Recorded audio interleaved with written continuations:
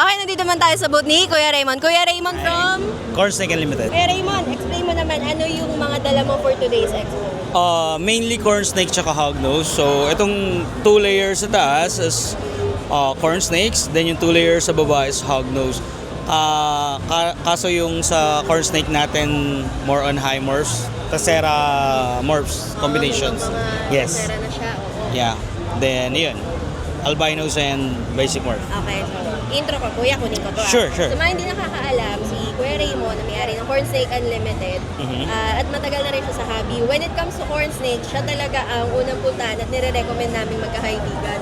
So, Kuya Raymond, pwede ba natin matanong, ano yung pinaka-best or proudest line of work na dala mo today? Ngayon, actually wala eh. More on pang out kasi talaga dinala ko. Hindi ako nag-ano ng pang show. Maybe sa NRC. Yun, maglalabas ako doon ng mga keep ko na talagang tinatago. Yeah. Kasi ang problem natin pagka ganun, like meron ka mga kinikip, like gusto mong gawing future breeder. Pag dinadala mo sa event, binibili nila. So, unfortunately, naiiwan sa'yo yung iba, di ba? Tapos yung gusto mong i-keep, yun yung nawawala. So, mas maganda nang wag mo muna silang dalhin. Sa competition sa NRC yon doon natin. I know doon natin so dala. many people, parang ako,